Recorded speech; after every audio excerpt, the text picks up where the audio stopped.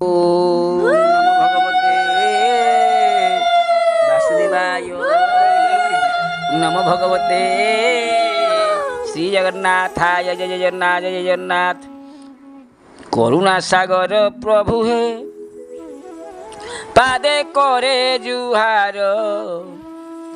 कि गुण वर्णिबी प्रभु है तुम्हें जगते सार। गुण वर्णिबी प्रभु है तुम्हें जगत सार,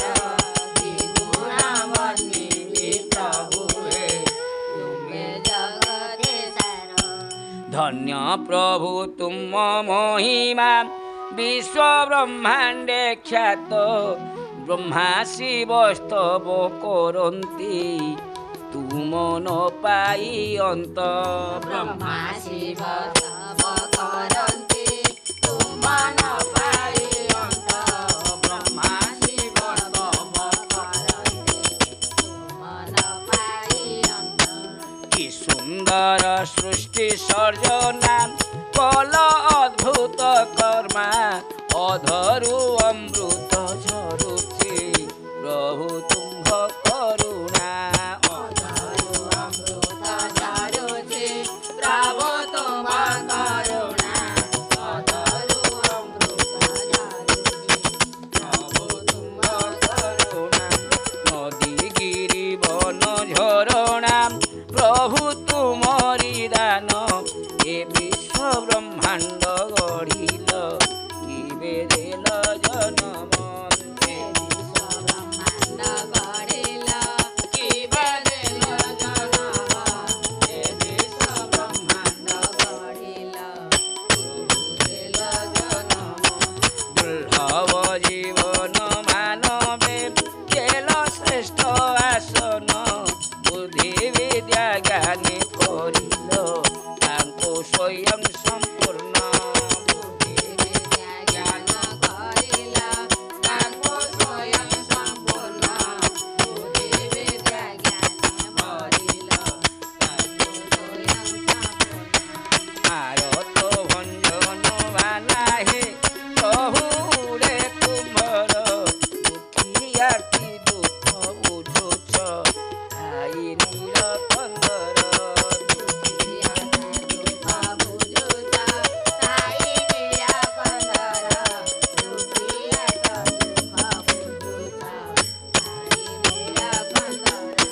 पतित पावनी गंगा जे झरे तुम्भ पादरु, ताप दुख धोउछि प्रभु तुम्भ कृपारु।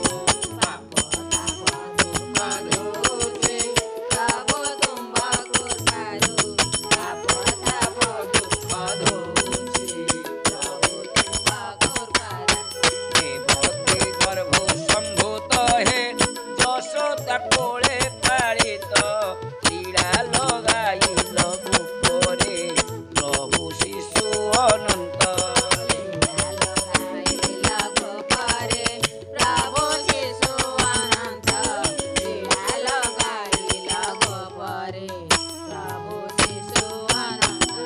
गिरि गोवर्धन तोड़िल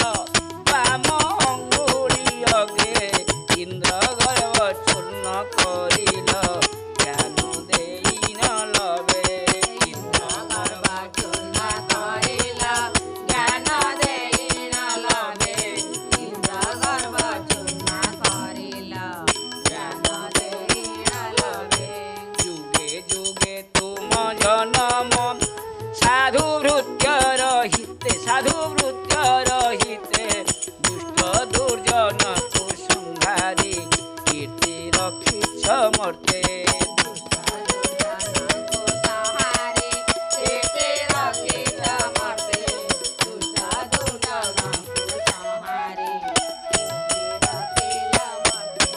जगन्नाथ नाम विख्यात तुम्भ होइछि सत, दारु ब्रह्म रूपे बसिछ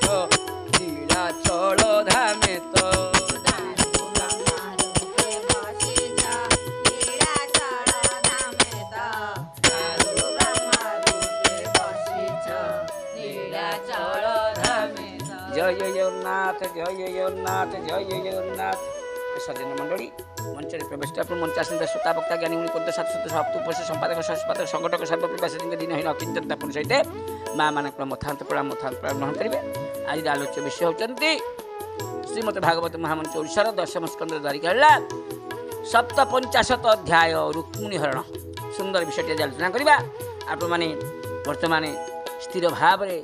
श्रवण करवा है। एवं आम जत्किंत पारायण जावा गीता माँ व्यास आसन बसगले आम अनुरोध करूँ से पारायण करूँ यापर आम आलोचना को आसवा। नारायण नमस्कृत नरस्य वर्णोत्तम देवी श्री व्यासंग मुखं माधव पदुर्जी मकर दशे मकर पान करी हे चल ब्रज नारी से ब्रज नारी कपयरे मन मोर रहु निरंतर मन मन निरंतर रहु हा कृष्ण बोली जीव जाऊ हा कृष्ण बोली जाऊ जीव मते उधर राधा धव मात्रा उड़ते जेते दोष क्षमा करिबे पीतवास हरि हरि बोल एबे आम जत्किंत पारायण जीवा दशम स्कंद द्वारिका लीला 57 अध्याय रुक्मणी हरण चरित 57 बनेत श्री शुक उवाच विदर्भ नंदिनी वाणी गोविंद विप्रमुख शुणी ब्राह्मण हस्त करे धरी हसी बोलती नर हरि मोहर देह चित देई रुक्मणी निंदा नल भई मोहर मन से मत रात्रे नुहई निद्रागत जाणई तार ज्येष्ठ भाई मोर विभारे रिपु होई अनेक निंदा मते कला शिशुपाळकु से भरिला मुहि आनिबि ताकु हरि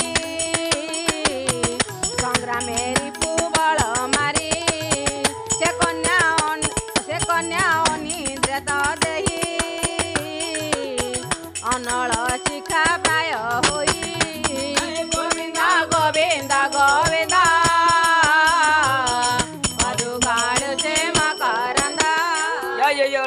जय जगन्नाथ रुक्मिणी हरण आज आलोचना करवा माँ सुंदर भाव में पठन कले जे विदर्भ नंदिन वाणी गोविंद विप्रमुख शुणी ब्राह्मण हस्ते आज कर दे हसिक प्रभु कहले मोर देहे चित दे रुक्मिणी निद्रा न लागुच जाने नना नना गोसाई ब्राह्मण देवता रुक्मिणी आज मत एत भल पाई आज तार निद होनी मोर मन से ही मत सी जहाँ भावुं मुझे भावुँ से जे मते भावुची मुझे छाड़ी मो मन जेबे तो ठारे थीवो तो मन मो ठारे तो मन जदी मो ठारे थीवो मो मन तो ठारे थी नीति वृंदावने रास कानने नीति वृंदावने सेठी भेटा भेटी हे बमितणी दारुण दैव दिने जुगल लीला भांगी बमितणी दारुण दैव महाप्रभु कहले हे ब्राह्मण देवता ता मन जदि मोठे अच्छी मो मन कौन कौटी अच्छी मो मन देखु जार मन को मन मिसी जाइए सी जिते दूर था ना कहीं मन भाव रही निश्चित तार रन भर गोटा कथा है सी मोर बोली आउ पाखे बसिले कौन हम ये गईठा गंठी पड़े कि हम मन गंठी जब ढिला गईठा गंठी पड़े कि हम बाहर होकर पिला पड़े जाती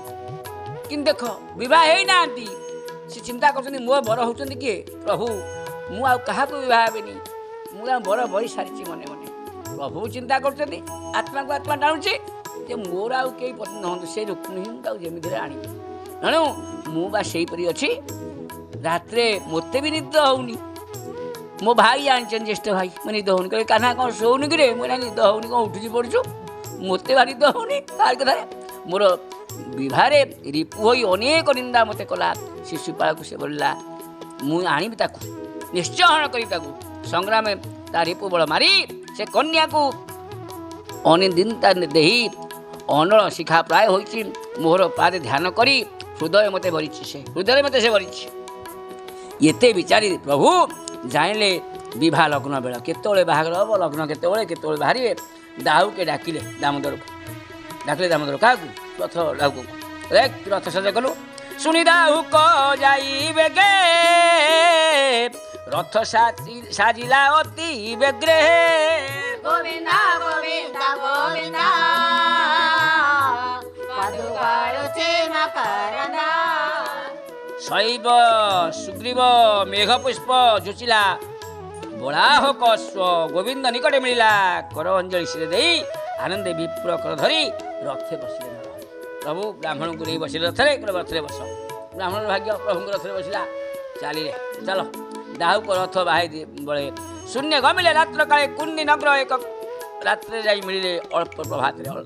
ରାତି ପାଇବା ହେଉଛି ଯାଇ ପହଞ୍ଚିଲେ କୁଣ୍ଡି ନଗରରେ ଭୀଷ୍ମଙ୍କ ପୁତ୍ର ବର୍ଷ ହୋଇ ଶିଶୁପାଳକୁ ବିବାହ ପାଇଁ ମଙ୍ଗଳ କାର୍ଯ୍ୟ ଦେଇଛି ତ ପୁରିଲା ମଣ୍ଡଳ ନରନାଥ ମନିଲା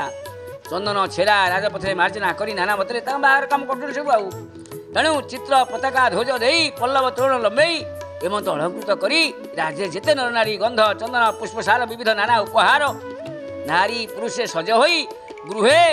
ଅଗରୁ ଧୂପ ଦେଇ ମଙ୍ଗଳ ସାଧେ ବିପ୍ରଦନ ରାଜା କରାଇଲେ ଭୋଜନ ଆରେ ବାହାର ବର ଆସିବା ପୂର୍ବରୁ ଖାଇବା ପିଇବା ସେ ସବୁ କରିଲେ ସମସ୍ତେ ଆସି ପହଞ୍ଚିଗଲେ ପିତୃଦେବତା ପୂଜା ସାରି ବ୍ରାହ୍ମଣେ ଶାନ୍ତି ବାକ୍ୟ କରି ମଙ୍ଗଳ ଘୋଷ ନାନା ବାଦ୍ୟରେ ବିପ୍ର ପଢ଼ୁଛନ୍ତି ଶୁଭ ବେଦ ଯୁବତୀଗଣ ଗୀତ ରସ ଡିଜେ କରୁଛନ୍ତି ଅଧିବାସ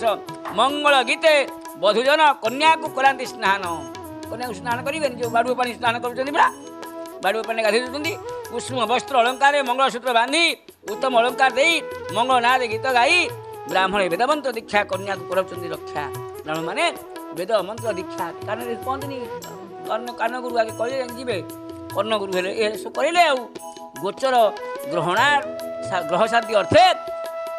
ଅଥ ବର୍ବେଦି ପୁରୋହିତ ମାନେ ହୋମ କରାଇ ଗ୍ରହ ଶାନ୍ତି କଲେ ଆନନ୍ଦ ମନେ ମହିପତି ସୁବର୍ଣ୍ଣ ବସ୍ତ୍ର ରୂପା ତିଳ ଗୁଡ଼େ ମିଶାଇଳ ପ୍ରବାଳ ସୁବର୍ଣ୍ଣ ଶୃଙ୍ଗ ଧେନୁ ଦେଇ ବିପ୍ରଙ୍କୁ ସନ୍ତୋଷ କରାଇଲେ ବେଦ ଆଗମ ପଥ ଭେଦି ରାଜା ଜାଣନ୍ତି ସର୍ବବିଧି ଏଣେ ରାଜା ଦମ ଘୋଷ କ'ଣ କରିଛନ୍ତି ଉତ୍ସବ କଲା ନିଜ ଦେଶରେ କିଏ ପୁଅ ବେଲା ପୁତ୍ରର ଶୁଭ ଅର୍ଥେ ରାଜା ପିତୃଦେବତା ପୂଜା କଲା ମଙ୍ଗଳସୂତ୍ର ହାତରେ ବାନ୍ଧିଦେଲା ବସିଲା ଶିଶୁପାଳ ରଥରେ